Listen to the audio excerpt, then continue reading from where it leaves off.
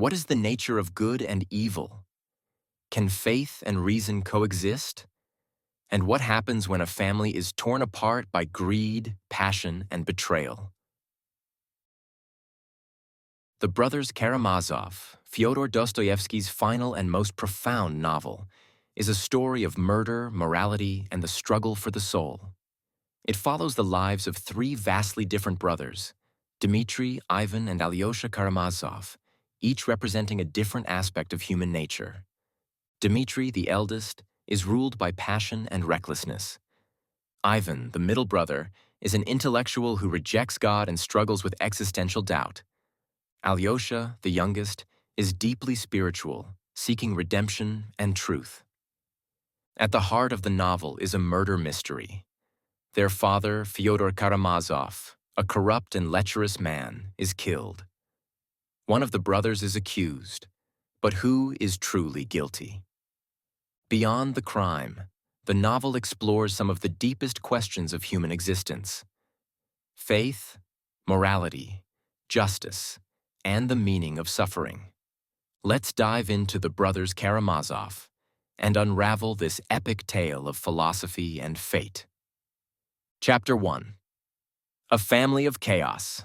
The Karamazov family is anything but ordinary.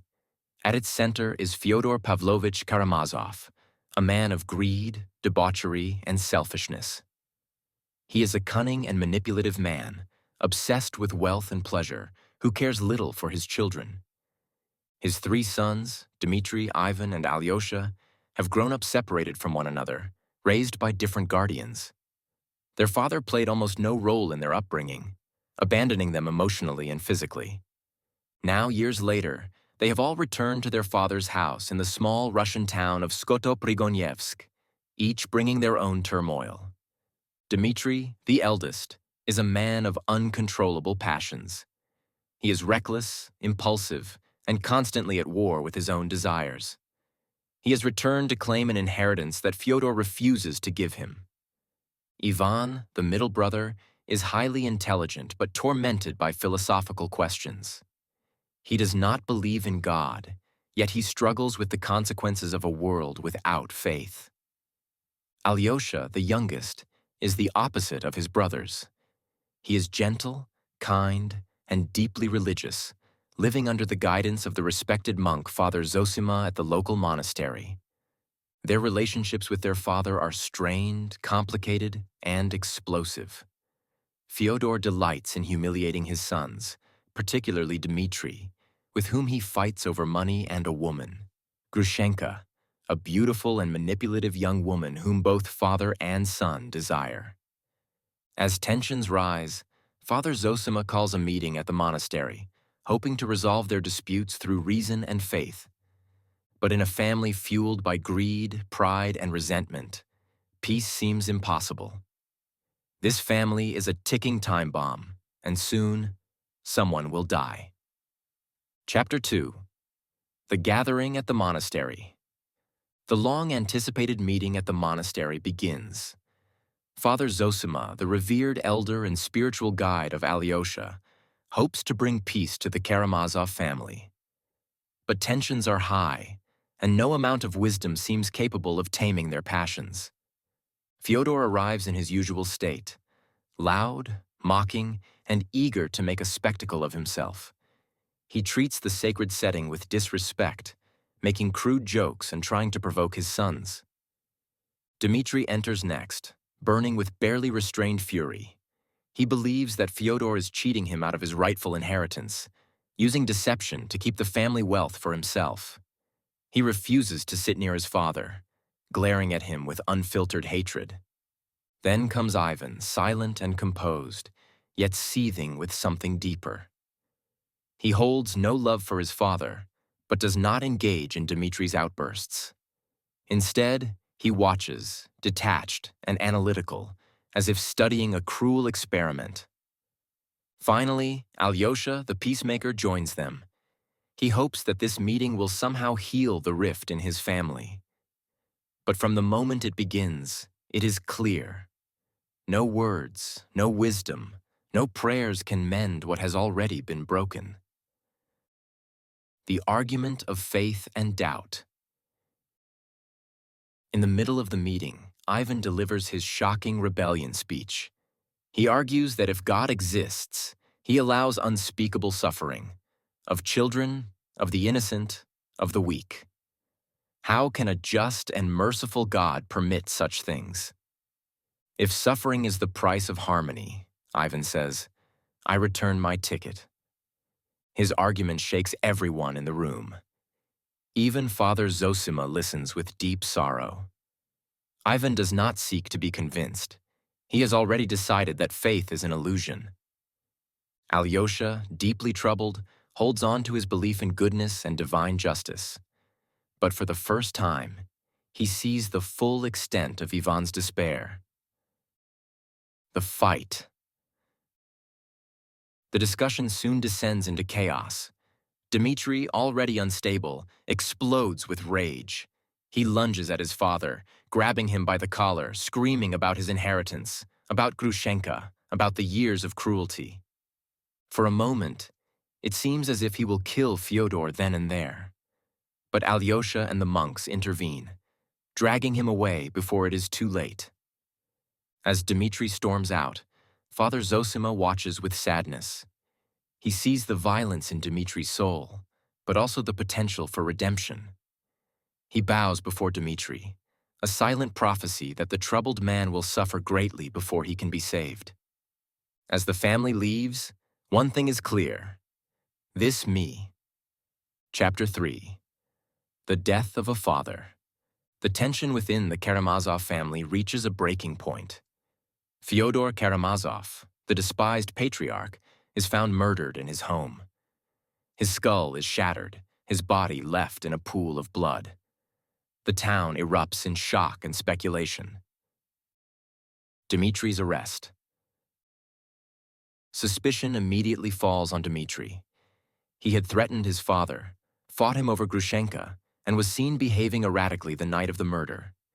The police arrest him, finding a large sum of money in his possession, evidence that he may have stolen from Fyodor before killing him. Dmitri swears he is innocent.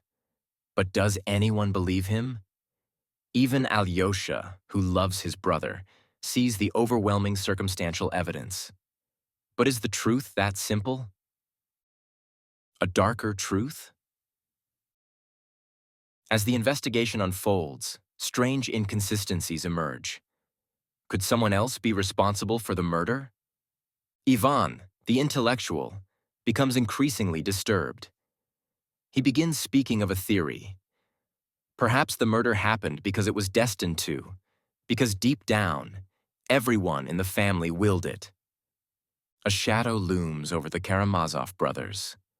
The real punishment is just beginning. Chapter 4. Ivan's Descent into Madness. As Dmitri sits in prison awaiting trial, Ivan Karamazov begins to unravel. His mind is tormented by guilt, by doubt, by the overwhelming weight of the murder. He insists he had no part in his father's death, yet something deep inside him whispers otherwise. Did he want it to happen? Did he, in some way, make it happen? The Devil's Visit. One night alone in his room, Ivan has a vision, a hallucination, or perhaps something more. A strange visitor appears before him, a man with a mocking smile and piercing eyes. The devil. The figure lounges casually, speaking in riddles, taunting Ivan with his own thoughts. He does not threaten. He only asks questions. Isn't this what you wanted even? A world without God, without rules. And now, look at you, crushed by the very freedom you desired. You denied morality, yet you are drowning in guilt. Isn't that amusing? If there is no God, why do you suffer? Why do you care? Ivan tries to resist, tries to argue, but the words feel hollow. The more he fights, the deeper the madness takes hold. Confession of the True Killer. In his torment, Ivan seeks out Smerdyakov, Fyodor's illegitimate son and the family's quiet, shadowy servant. And there, the truth is revealed. Smerdyakov confesses. He killed Fyodor Karamazov, but not without Ivan's help. Not directly, not physically, but with words, with ideas. Ivan, through his philosophy, had given Smerdyakov permission. You told me there is no God, that all is permitted, that morality is a lie. You spoke of murder as if it were theoretical. I simply proved you right. You, Ivan Fyodorovich, are the true killer. Ivan is shattered. His ideas, his beliefs, have they led to this? He stumbles away, lost in a fog of despair. The weight of responsibility is too much. Alyosha tries to save him. Alyosha, sensing his brother's suffering, tries to bring him back from the brink. But Ivan is beyond reason. He raves about the devil, about Smerdyakov, about the horror of his own thoughts. The mind that had once sought to destroy faith is now destroyed by its own logic. Ivan collapses, consumed by madness. As the trial approaches, only one question remains. Will Ivan find the strength to reveal the truth, or will he let his brother take the fall? Chapter 5. Dmitri's Trial. The trial of Dmitri Karamazov begins, a spectacle for the entire town. The courtroom is filled with curious onlookers, eager for a verdict. The prosecution's case. The prosecutor paints Dmitri as a violent, reckless man, a scoundrel driven by passion and greed. He presents damning evidence of Dmitri's public threats against Fyodor. His motive, money and jealousy over Grushenka. The large sum of money found on him after the murder. The witnesses who heard shouting on the night of the crime. The case is strong. Too strong. Dmitri, hot-headed and emotional, does not help himself. He rants, rages, and proclaims his innocence, but to many, he already looks guilty. The defense and a desperate plea. Dmitri's lawyer argues that his client is guilty of many things: debt, dishonor, reckless behavior, but not murder. He insists that Dmitri did not kill his father, that the evidence is circumstantial, and that someone else must have committed the crime. But without a confession from the true murderer, his words fall flat. Ivan's last stand. Then Ivan enters the courtroom. Pale, shaking, and on the verge of collapse, he tries to tell the truth. He declares that Smerdyakov is the true killer, that Dmitri is innocent, that he himself is responsible in a way for allowing it to happen. But Ivan's mind is broken. His words are wild, incoherent. The courtroom whispers, "Is he mad?" And then, the final blow. News arrives that Smerdyakov is dead. Suicide. Now there is no one left to confess. The verdict. After hours of deliberation, the jury delivers its verdict. Guilty. Dmitri is sentenced to hard labor in Siberia. His world shatters. A man condemned for a crime he did not commit. Alyosha weeps. Ivan collapses. The tragedy is complete. But is this the end of the story? Or is there still a chance for redemption? Final thoughts. The Brothers Karamazov is not just a novel. It is a philosophical exploration of the deepest human questio. Through the lives of the Karamazov brothers, Dostoevsky examines faith and doubt, guilt and redemption, free will and moral responsibility. Dmitri is the man of passion, ruled by impulse and desire, yet capable of change. Ivan is the thinker, who denies God but cannot escape his own guilt. Alyosha is the believer, seeking grace in a broken world. And at the center of it all, a crime that was never about money, but about the soul. Dostoevsky leaves us with no easy answers. But in the end, through suffering, there is hope. Through love, there is redemption. The story does not end with punishment, but with the possibility of transformation. And that, perhaps, is the greatest lesson of all. Subscribe for more classic book summaries in just 40 minutes. Check out our other audiobooks and rediscover the most important stories ever written. The Mystery of the Milk. One of the first signs of trouble came when the animals noticed that the milk from the cows had disappeared. At first, they had assumed it would be shared equally, just like everything else. But when they asked, the pigs simply replied, "It is needed for the leadership." Likewise, when the apple harvest came, the pigs took all the apples for themselves, claiming that they needed extra nutrition because they were in charge of making the big decisions. "Surely you don't want Jones to come back?" Squealer, Napoleon's slick-talking assistant, reminded them. "We pigs work for your benefit. Our brains keep the farm running." The animals, though uneasy, did not argue. They had fought too hard for their freedom to risk losing it again. Divisions begin to form. As time went on, Snowball and Napoleon began to argue more and more. Snowball wanted to build a windmill to generate electricity for the farm, making life easier for everyone.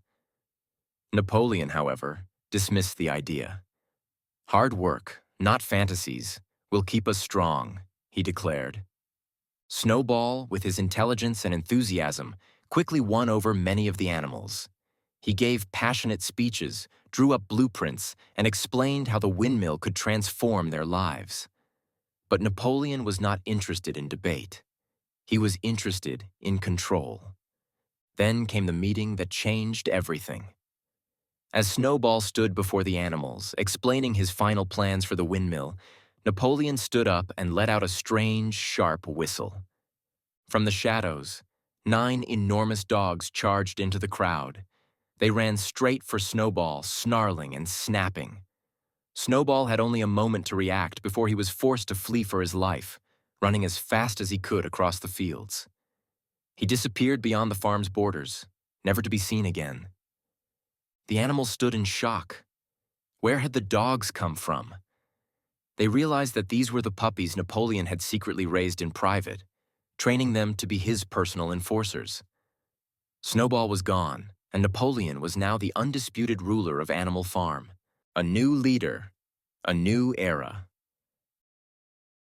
Napoleon, now standing where Snowball had once been, looked at the gathered animals and declared, "The windmill was Snowball's foolish dream. It will not happen." From that day forward, meetings were abolished. Napoleon would make all decisions himself. The animals, though uneasy, had no choice but to accept his rule. Squealer, always ready with an explanation, assured them, "Comrades, Napoleon is only looking out for you. Do not worry. Everything he does is for the good of Animal Farm." But deep down, some of the animals could not help but feel that something had gone terribly wrong. The rebellion had started with dreams of equality.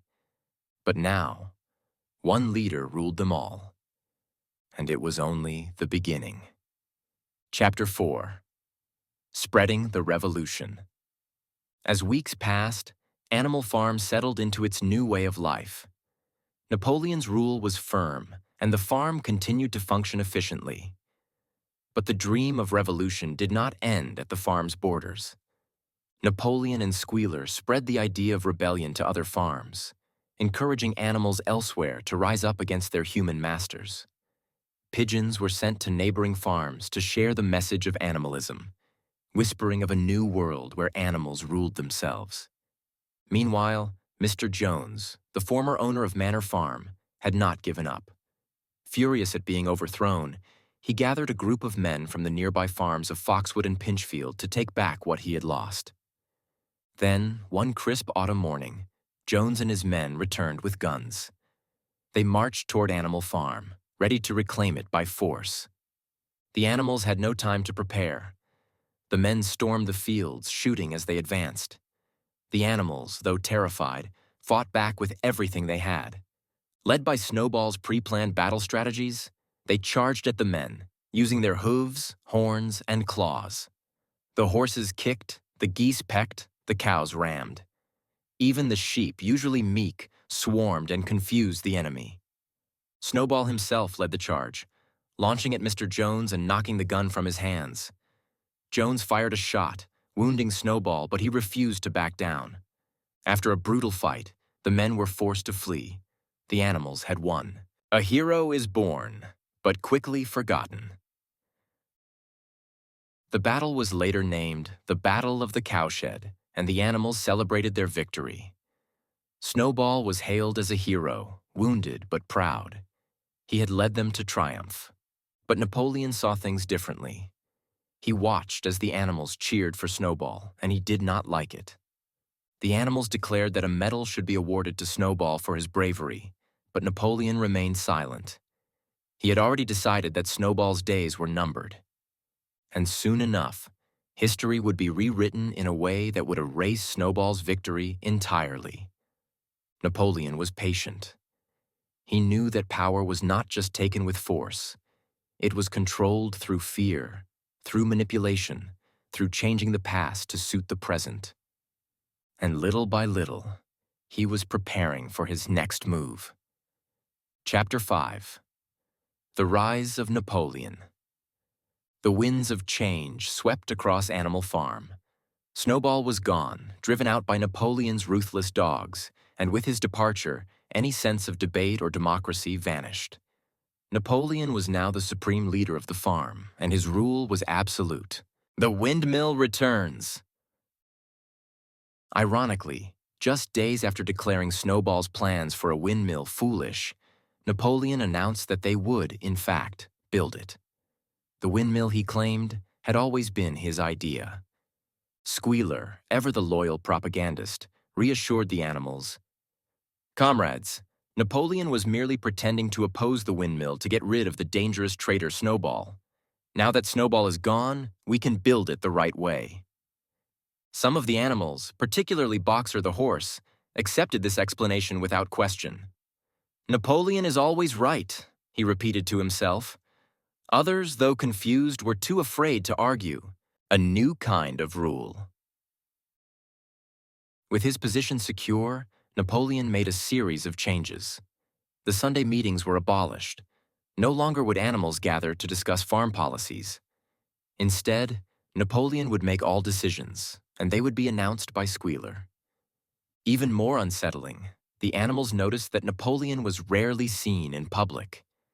He remained in the farmhouse, surrounded by his guards, the fierce dogs who had chased Snowball away. Napoleon also began using fear as a weapon. Every so often, Squealer would remind the animals, "Do you remember how hard life was under Jones? Surely you do not want him to return."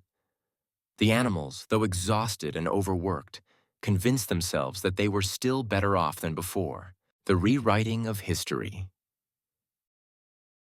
As time passed, strange things began to happen. The animals remembered that Snowball had fought bravely at the Battle of the Cowshed, that he had been injured protecting the farm.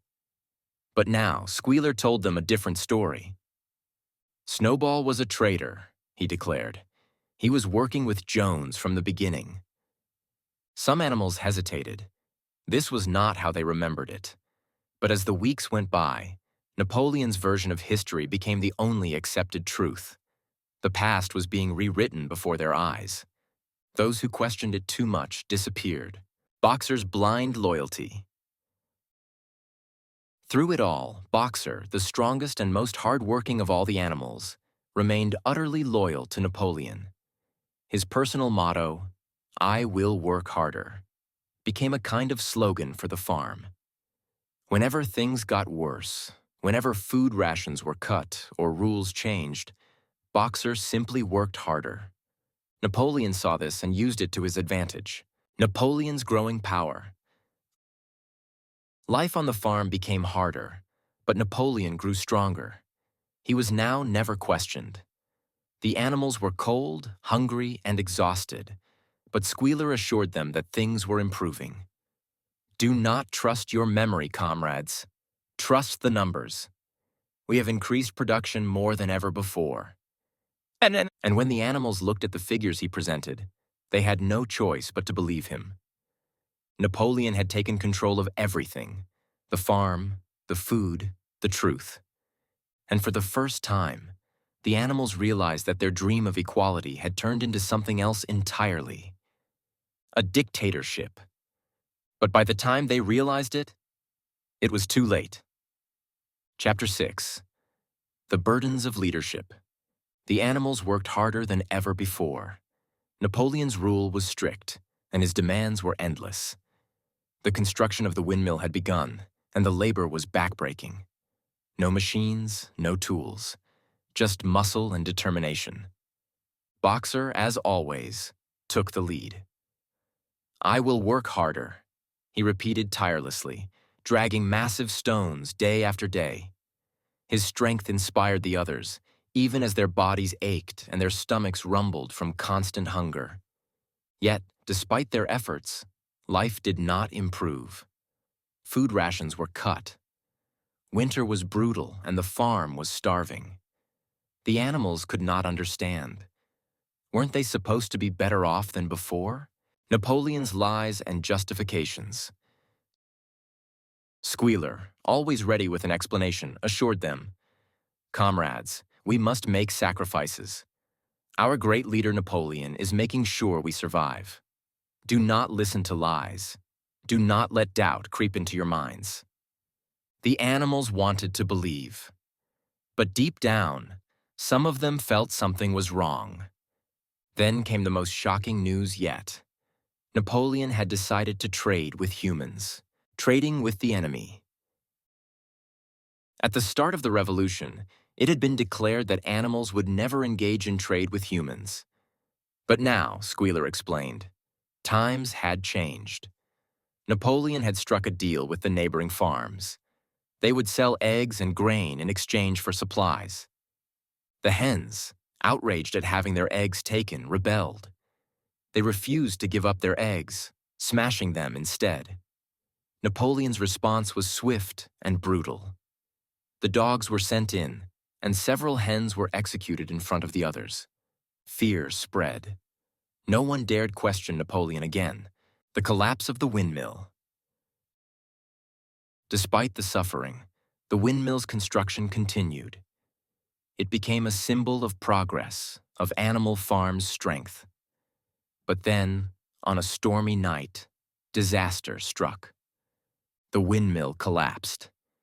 The animals stood in shock, staring at the rubble. All their work, all their pain, gone. Napoleon, however, did not accept failure. "Snowball did this," he declared. "The traitor has returned to destroy what we built." The animals were horrified. Their hatred of Snowball, fueled by months of Squealer's lies, boiled over. Napoleon used this anger to tighten his grip further. The Purge. In the days that followed, Napoleon carried out his most terrifying act yet. One by one, animals were dragged before Napoleon's feet. Confessions were forced. Animals who were suspected of working with Snowball were executed on the spot. The killings continued until the ground was stained red with blood. Fear gripped the farm like never before. No one felt safe. The dream of freedom had turned into a nightmare of terror. And yet, despite it all, the animals kept working. They rebuilt the windmill. They accepted the hunger. They accepted the executions. Because in the back of their minds, they still believed. Somewhere, deep inside, they clung to the hope that this was all necessary, that Napoleon was their protector, that they were still working for something greater, even as the truth slipped further and further away. Chapter 7. The Harshest Winter. As the bitter cold of winter set in, Animal Farm fell into despair. The animals had never been so hungry, so exhausted, so afraid. The promised prosperity of their revolution had vanished, replaced by endless toil and silent suffering. The food supply was dwindling, and Napoleon knew that if the outside world discovered how badly things were going, it could threaten his control. He ordered Squealer to spread false reports to neighboring farms, boasting that Animal Farm was thriving. The starvation and lies. In reality, the animals were starving. Their rations were cut again and again, and they were forced to eat whatever they could find. Roots, straw, even sawdust mixed into their feed. To maintain his image of success, Napoleon tricked the outside world. He had the empty grain bins filled with sand, with a thin layer of real grain on top. When human visitors came, they saw the full storage and left believing the farm was prospering. The rebellion of the hens. But not everyone accepted Napoleon's rule without question. The hens were pushed to their limit when Napoleon announced that they must surrender even more eggs to trade for food. The hens, knowing this would mean starvation for their young, refused. In an act of defiance, they smashed their own eggs rather than hand them over. Napoleon responded swiftly and without mercy. The dogs were sent in, and the rebellious hens were brutally executed. The farm fell into an even deeper state of fear. No one spoke of rebellion again. Napoleon tightens his grip. As the months passed, Napoleon's control grew absolute. He stopped appearing in public, instead issuing orders through Squealer and the dogs. His every decision was law, and the animals no longer dared question his authority. He increased his personal comforts, moving into the farmhouse permanently, sleeping in a bed, drinking alcohol, all things that had once been forbidden. But Squealer always had an explanation. Our great leader Napoleon deserves the finest accommodations. He carries the burden of leadership for all of us. The animals, weak and overworked, simply nodded. They had no strength left to resist. Snowball, the eternal enemy. Even though Snowball was long gone, Napoleon used his name to maintain control.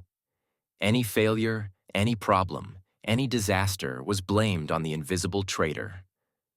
The storm destroyed the windmill? Snowball did it. The rations were low? Snowball sabotaged the food supply.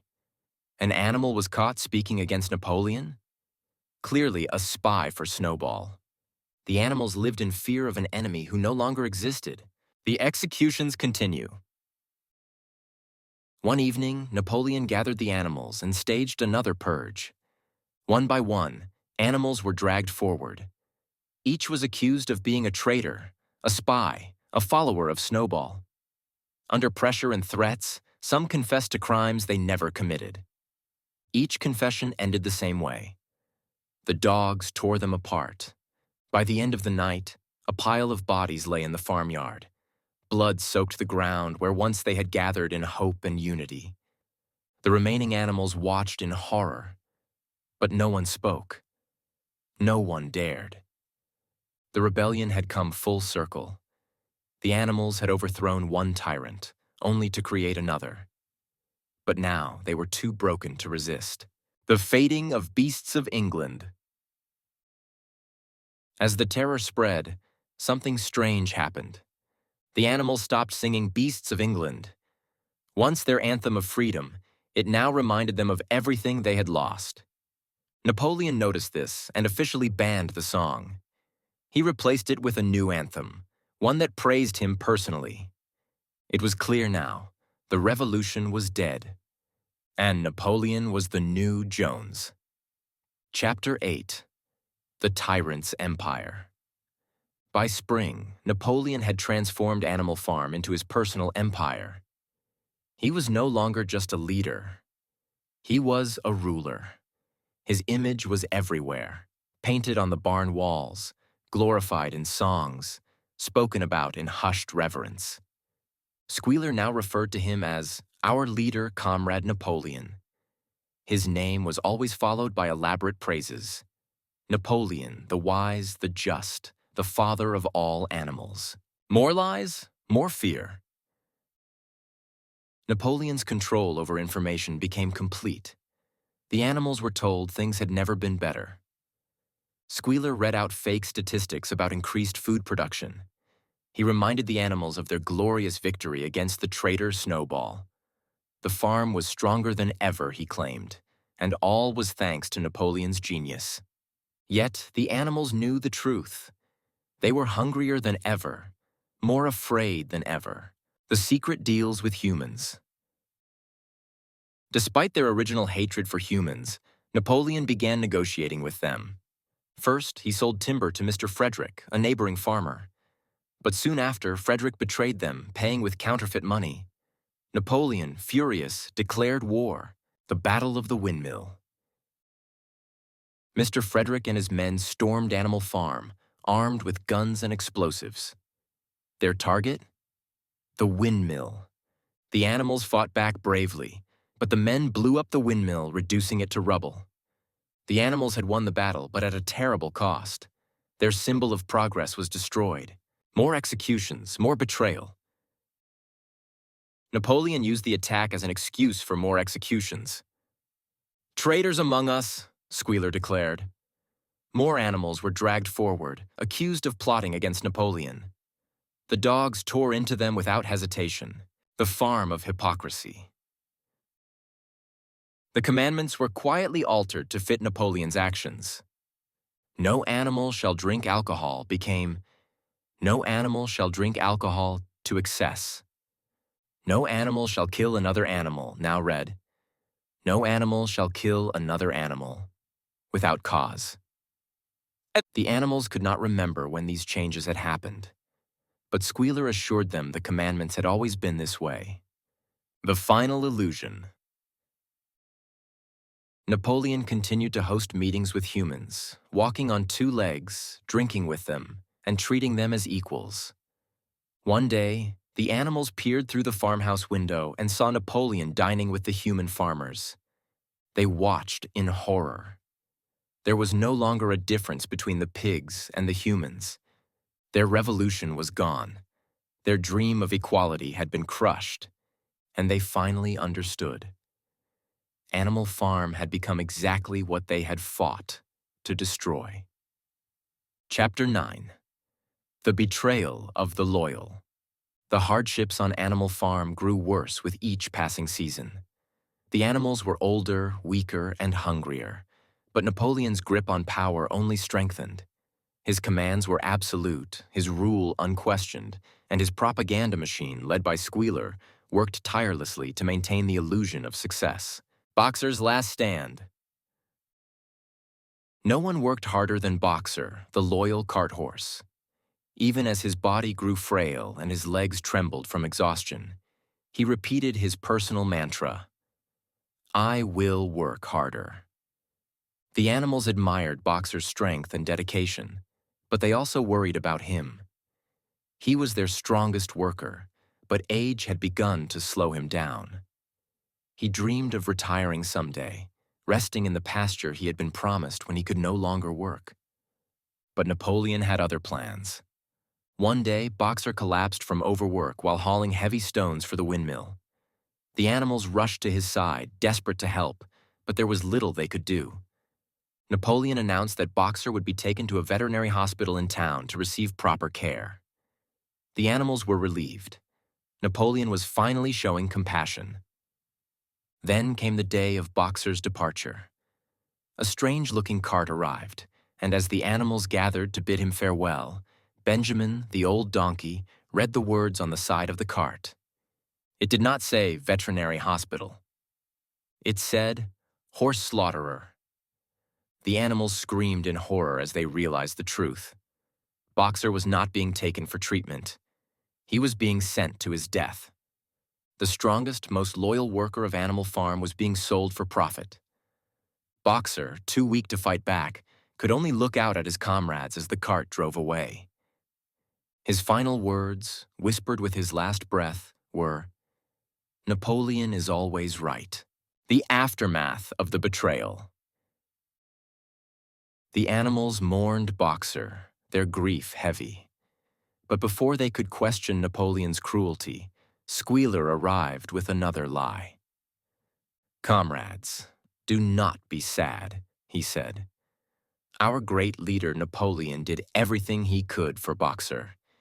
He received the best medical treatment, but alas, he was too weak. Napoleon was by his side at the end, whispering words of comfort." Then a shipment of whiskey arrived. Napoleon and the pigs drank late into the night, celebrating Boxer's glorious life. The animals, too afraid to question anything, forced themselves to believe the lie. The final transformation. As the months passed, Animal Farm's transformation was complete. The pigs walked on 2 legs. The commandments had all been erased, replaced with a single phrase. All animals are equal, but some animals are more equal than others. Napoleon dressed in human clothes, smoked a pipe, and held feasts with the neighboring farmers. Animal Farm was no longer a farm run by animals for animals. It was a dictatorship ruled by pigs, enforced by dogs, and justified with lies. And the dream of a better future was gone forever. Chapter 10. The Final Betrayal.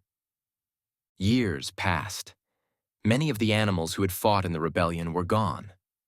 The younger generation, born after the revolution, knew no other life but Napoleon's rule. They accepted it without question. The farm was wealthier now, but the animals saw none of that wealth.